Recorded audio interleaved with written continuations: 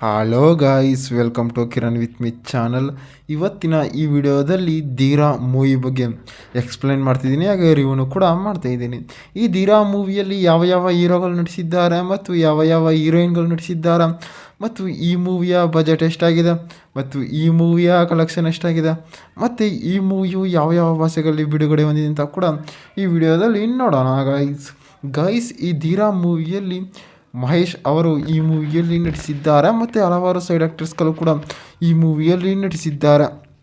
ಮತ್ತು ಈ ಮೂವಿಯ main language ಬಂದು ಮಲಯಾಳಂನಲ್ಲಿ ಬಿಡುಗಡೆಯಾಗಿದೆ ಮತ್ತು ತೆಲುಗಿನಲ್ಲಿ ಬಿಡುಗಡೆ ಆಗಿದೆ ಮತ್ತು ತಮಿಳಿನಲ್ಲಿ ಕೂಡ ಡಬ್ ಮಾಡಿದ್ದಾರೆ ಮತ್ತು ಕನ್ನಡದಲ್ಲಿ ಕೂಡ ಡಬ್ ಮಾಡಿದ್ದಾರೆ ಅಂತಲೂ ಕೂಡ ಹೇಳ್ಬೋದು. ಮತ್ತು ಈ ಧೀರಾ ಮೂವಿಯು ಓ ಟಿ ಟಿಯಲ್ಲಾಗಿರ್ಬೋದು ಮತ್ತು ಹಲವಾರು ಪ್ಲಾಟ್ಫಾರ್ಮಲ್ಲಾಗಿರ್ಬೋದು ಸದ್ ಮಾಡ್ತಿದೆ ಅಂತ ಕೂಡ ಹೇಳ್ಬೋದು ಮತ್ತು ಓ ಟಿ ಟಿಯಲ್ಲೂ ಕೂಡ ಇದೆ ಅಂತಲೂ ಕೂಡ ಹೇಳ್ಬೋದು ಗೈಸ್. ಮತ್ತು ಈ ಧೀರಾ ಮೂವಿಯ ಬಜೆಟ್ ನೋಡೋದಾದರೆ ಸುಮಾರು 8 ಕೋಟಿ ಬಜೆಟನ್ನು ಹಾಕಿದ್ದಾರೆ ಮತ್ತು ಈ ಮೂವಿಯ ಕಲೆಕ್ಷನ್ ನೋಡೋದಾದರೆ ಸುಮಾರು 15 ಕೋಟಿ ಕಲೆಕ್ಷನ್ ಆಗಿದೆ ಅಂತ ಕೂಡ ಹೇಳ್ಬೋದು. ಮತ್ತು ಈ ಮೂವಿಯಲ್ಲಿ ಸಾಂಗ್ಸ್ಗಳಾಗಿರ್ಬೋದು ಮತ್ತು ಫೈಟಿಂಗ್ಗಳಾಗಿರ್ಬೋದು, ಡೈಲಾಗ್ಗಳಾಗಿರ್ಬೋದು ಮೂವಿಯಲ್ಲಿ ಸಖತ್ತಾಗಿ ಕೂಡ ಕೊಟ್ಟಿದ್ದಾರೆ ಅಂತಲೂ ಕೂಡ ಹೇಳ್ಬೋದು. ಮತ್ತು ಈ ಧೀರಾ ಮೂವಿಯು ಒಂದು ಎಂಟರ್ಟೈನ್ಮೆಂಟ್ ಮೂವಿಯಾಗಿ ತೆರೆಗೊಂಡಿದೆ ಅಂತಲೂ ಕೂಡ ಹೇಳ್ಬೋದು.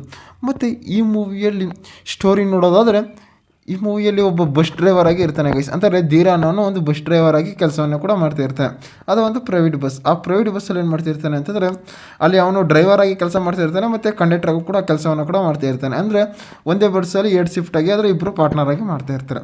ಆ ಪಾರ್ಟ್ನರ್ ಆಗಿ ಮಾಡ್ತಾ ಇದ್ದಾಗ ಏನಾಗ್ತಾನೆ ಅಂತಂದರೆ ಇವನು ಒಂದು ವಾರ ಕಂಟಿನ್ಯೂಸ್ ಆಗಿ ಏನು ಮಾಡ್ತಾನೆ ಅಂತಂದರೆ ಕಂಡಕ್ಟರ್ ಆಗಿ ಕೆಲಸವನ್ನು ಮಾಡ್ತಾ ಇರ್ತಾನೆ. ಆ ಕಂಡಕ್ಟ್ರಾಗಿ ಕೆಲಸವನ್ನು ಮಾಡ್ತಾ ಇದ್ದಾಗ ಏನಾಗುತ್ತೆ ಅಂತಂದರೆ ಅಲ್ಲಿ ಒಂದು ಹುಡುಗಿ ಇವನ ಹತ್ರ ನೋಡ್ತಾ ಇರ್ತಾನೆ. ಅಂದರೆ ಇವನು ಈ ರೀತಿ ಮಾಡ್ತಾ ಇದ್ದಾನಲ್ಲ, ಏನಾಗಿದೆ ಇವನು ನನಗೆ ನೋಡ್ತಾ ಇದ್ದಾನೆ ಅಂತ ಕೂಡ ಅವನು ಮಾತಾಡಿಸ್ತಾ ಇರ್ತಾನೆ. ಅಂದರೆ ಮಾಮೂಲಿ ಫಸ್ಟ್ ಸ್ಟಾರ್ಟಿಂಗಿಂದ ಮಾತಾಡ್ಸ್ಕೊಂಡು ಬಂದಾಗ ಏನಾಗುತ್ತೆ ಅಂತಾರೆ ಅವನು ಮಾತಾಡಿಸ್ತಾ ಇರ್ತಾನೆ.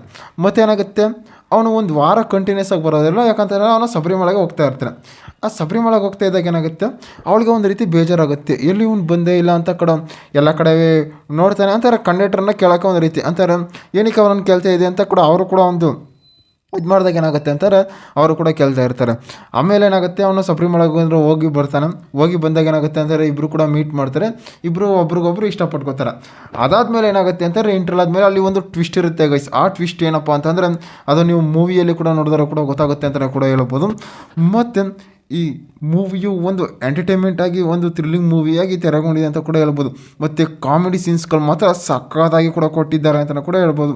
ಮತ್ತು ಪ್ರೊಡ್ಯೂಸರ್ ಎಲ್ಲೂ ಕೂಡ ಮೂವಿಯನ್ನು ಒಂದು ರೀತಿ ಬೇಜಾರಾಗೋ ರೀತಿ ಎಲ್ಲೂ ಕೂಡ ಪ್ರೊಜೆಕ್ಟ್ ಮಾಡಿಲ್ಲ. ಮತ್ತು ಒಂದು ಎಂಟರ್ಟೈನ್ಮೆಂಟ್ ಫ್ಯಾಕ್ಟ್ ತುಂಬಿಕೊಂಡು ಕೂಡ ಈ ಮೂವಿಯಲ್ಲಿ ಬಂದಿದ್ದಾರೆ ಅಂತ ಕೂಡ ಹೇಳ್ಬೋದು.